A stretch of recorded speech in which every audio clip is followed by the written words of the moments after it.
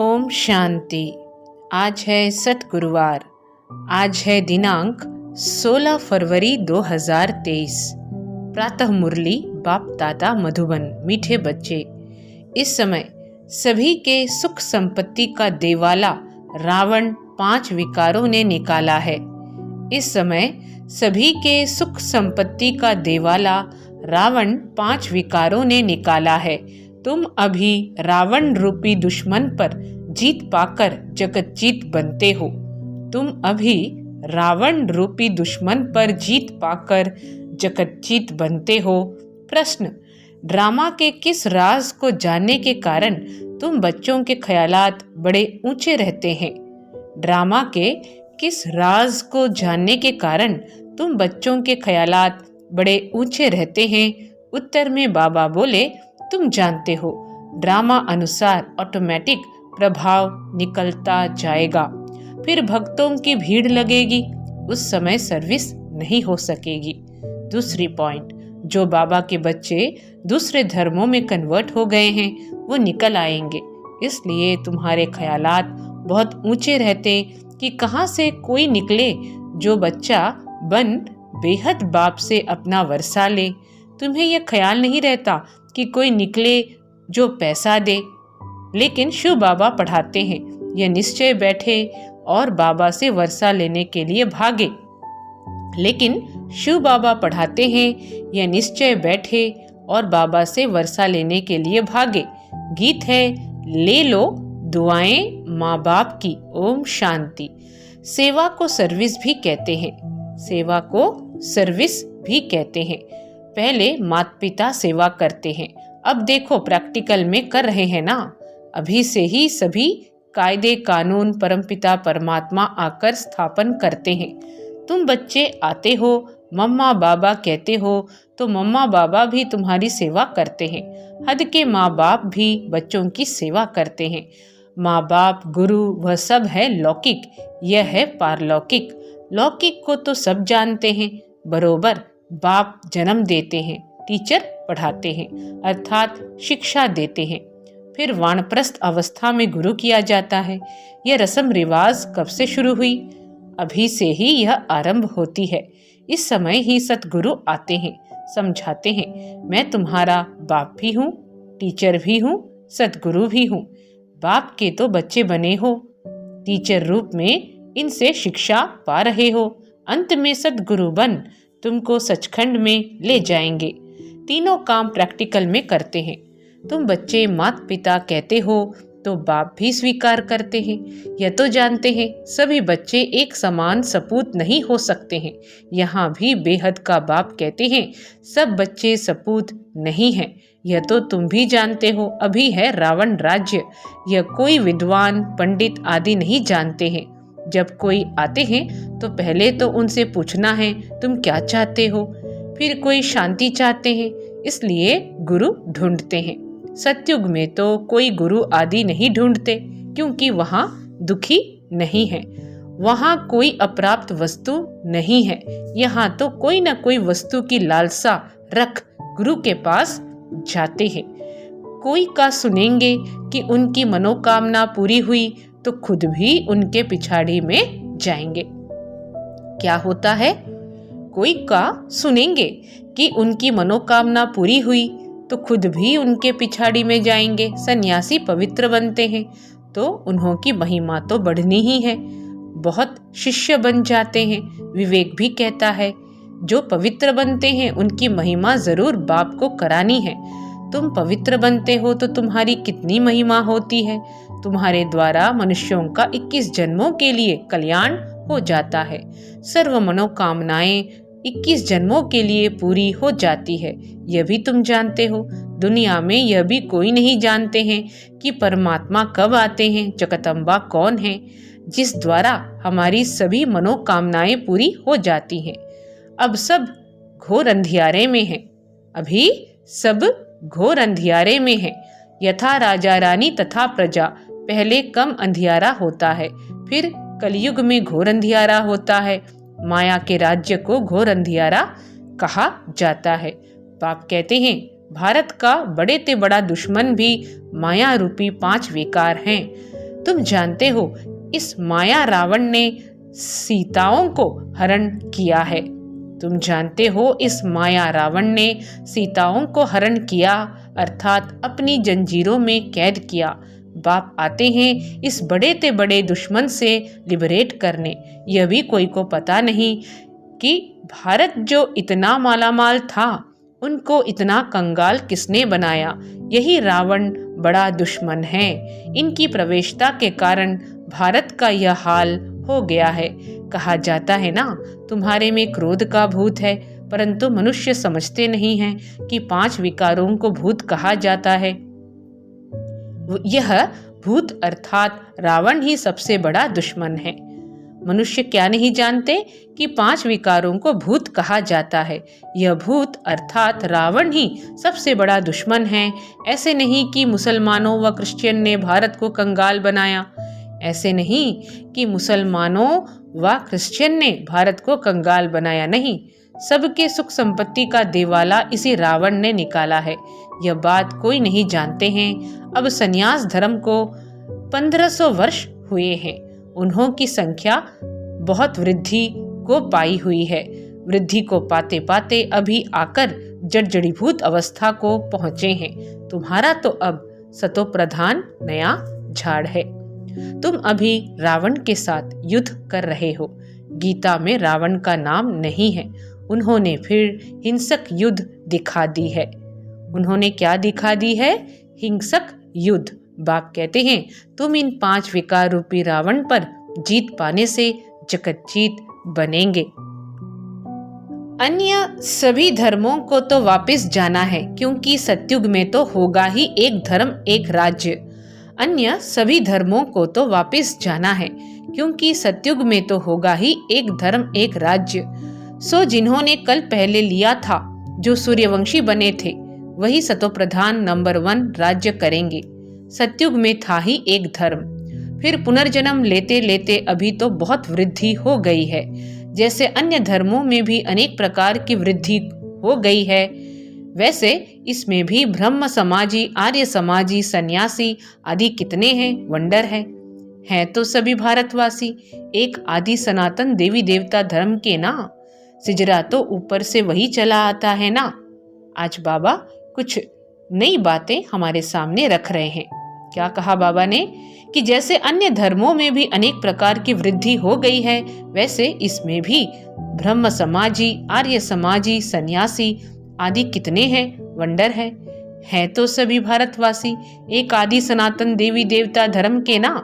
सिजरा तो ऊपर से वही चला आता है ना। भारत खंड है सचखंड, जहां बाप आकर देवी देवता धर्म में ट्रांसफर करते हैं। यह तुम जानते हो। पहले 7 रोज भट्टी में रख शूद्र से ब्राह्मण बनाना पड़ता है। पहले 7 रोज भट्टी में रख शूद्र से ब्राह्मण बनाना पड़ता है। सन्यासियों को तो वैराग्य आता है। जो जंगल में चले जाते हैं, उन्हों का रास्ता ही अलग है। घर बार छोड़ जाते हैं, उन्हों को कोई तकलीफ नहीं है। हाँ, मनसा में तो संकल्प आएंगे, काम विकार से तो छूट ही जाते हैं। बाकी क्रोध आता है, उनमें भी नंबरवार तो होते हैं ना। कोई उत्तम, कोई मध्यम, कोई कनिष्ठ, कोई तो एकदम डर्टी भी होते हैं। कोई तो एकदम डर्टी भी होते हैं। सतयुग में भी भल सुखी तो सब होते हैं, परंतु नंबरवार मर्तबा तो है ना। सूर्यवंशी राजा रानी प्रजा, चंद्रवंशी राजा रानी प्रजा, उत्तम मध्यम कनिष्ठ तो होते हैं। यह सभी धर्मों में होते हैं। तो बाप सभी राज बैठ समझाते हैं। इस मार्ग में डिफिकल्टी बहुत है, सन्यास मार्ग में इतनी नहीं है। उन्हों को तो वैराग्य आया, सन्यास लिया, खलास। कोई कोई फेल होते हैं, बाकी जो पक्के होते हैं उन्हों का वापस आना मुश्किल है। यहाँ तो यह है गृहस्थ व्यवहार में रहते पवित्र रहना। बाप समझाते हैं बहादुर वह जो दोनों इकट्ठे रहो और बीच में ज्ञान योग की तलवार हो। बहादुर वह जो दोनों इकट्ठे रहो और बीच में ज्ञान योग की तलवार हो। ऐसे एक कहानी भी है कि उसने कहा कि घड़ा भल सिर पर रखो, परंतु तेरा अंग मेरे अंग से न लगे, अर्थात विकार की भावना न हो। उन्होंने फिर शरीर समझ लिया है। बात सारी विकार की है, अर्थात नगन नहीं होना है, काम अग्नि में जलना नहीं है। बड़ी मंजिल है तो प्राप्ति भी बहुत बड़ी है। सन्यासी पवित्र बनते हैं तो उन्हों को भी कितनी प्राप्ति है। बड़े बड़े महामंडलेश्वर बन बैठे हैं। क्या बन बैठे हैं? महामंडलेश्वर बन बैठे हैं। महलों में रहते हैं। बहुत लोग जाकर पैसा रखते हैं, चरण धोकर पीते हैं। बहुत महिमा होती है, परंतु नंबर 1 महिमा है ईश्वर की। वही स्वर्ग का रचयिता है। वहां माया का नाम निशान नहीं रहता। सन्यासी भी ये नहीं समझते कि माया 5 विकार है, सिर्फ पवित्र रहते हैं। उन्हों का ड्रामा में यही पार्ट है। उन्हों का है ही हठयोग संन्यास, तुम्हारा है राजयोग संन्यास। वह राजयोग तो सिखला ना सके। वह है शंकराचार्य, यह है शिवाचार्य। तुम भी परिचय देते हो, हमको भगवान आकर पढ़ाते हैं। वह तो जरूर स्वर्ग का मालिक बनाएगा, नरक का तो नहीं बनाएंगे। वह रचता ही स्वर्ग का है, तो गृहस्थ में रहकर पवित्र रहना, इसमें ही मेहनत है। कन्याओं को शादी बिगर रहने नहीं देते हैं। आगे विकार के लिए शादी करते थे, अब विकारी शादी कैंसिल कर ज्ञान चिता पर बैठ पवित्र जोड़ा बनते हैं। तो अपनी जांच करनी होती है कि माया कहाँ चलायमान तो नहीं करती है। मन में तूफान तो नहीं आते हैं। भल मन में संकल्प आते हो, परंतु कर्मेंद्रियों से विकर्म कभी नहीं करना। भाई बहन समझने से, ज्ञान चिता पर रहने से काम अग्नि नहीं लगेगी। भाई बहन समझने से, ज्ञान चिता पर रहने से काम अग्नि नहीं लगेगी। अगर आग लगी तो अधोगति को पा लेंगे। यूं तो सारी दुनिया भाई बहन है, परंतु जब बाप आते हैं तो हम उनके बनते हैं। अभी तुम प्रैक्टिकल में ब्रह्मामुख वंशावली हो, तुम्हारा यादगार भी यहाँ है। अधर कुमारी का मंदिर भी है ना। जो काम चिता से उतर ज्ञान चिता पर बैठते हैं, उनको अधर कुमारी कहा जाता है। तुम सन्यासियों को भी समझा सकते हो। बाकी कोई से फालतू माथा नहीं मारना चाहिए। पात्र जिज्ञासु होगा, वह तो अकेला आकर प्रेम से समझेगा। पात्र जिज्ञासु होगा, वह तो अकेला आकर प्रेम से समझेगा। कई हंसी उड़ाने के लिए भी आते हैं, इसलिए नफ्स देख ऐसी दवाई देनी चाहिए। बाप ने कहा है पात्र को दान देना है, पात्र को दान देना है। आजकल दुनिया बहुत खराब है। सन्यासी लोग तो कफनी पहन लेते हैं और जाकर अलग रहते हैं। कुछ न कुछ मिल जाता है, मजे से खाते पीते रहते हैं। आजकल उन्हों का प्रभाव है ना तुम्हारे में भी। जो अच्छी सर्विस करते हैं तो उन्हों की महिमा से औरों की भी महिमा निकल पड़ती है। जो बच्चे अच्छी सर्विस करते हैं तो सब कहेंगे उनके माँ बाप भी ऐसे होंगे। बाबा समझा रहे हैं बच्चों को कि जैसे बच्चे वैसे माँ बाप, या तो जैसे माँ बाप वैसे बच्चे। जो बच्चे अच्छी सर्विस करते हैं तो सब कहेंगे इनके माँ बाप भी ऐसे होंगे। मेहनत जरूर करनी है। सन्यासियों को तो घर बैठे वैराग्य आ जाता है तो हरिद्वार चले जाते हैं, वहाँ कोई गुरु कर लेते। यहाँ की रस्म ही निराली है, इनका कहाँ वर्णन है ही नहीं। गीता को ही झूठा बना दिया है। यह पहली बात खुल जाए तो सब बीके बहुत नामी ग्रामी हो जाओ। सब तुम्हारे पर सदके जाएं, बलिहार जाएं। प्रभाव निकलना तो है ना। अभी तो तुम्हारा बहुत सामना करते हैं। पहले तो घर के ही दुश्मन बनते हैं। पहले तो घर के ही दुश्मन बनते हैं। इस बाबा के भी कितने दुश्मन बने। श्री कृष्ण के लिए भी कहते हैं ना, भगाता था। कितने कलंक लगाए हैं, कितने कलंक लगाए हैं। यह भी ड्रामा में नोंद है।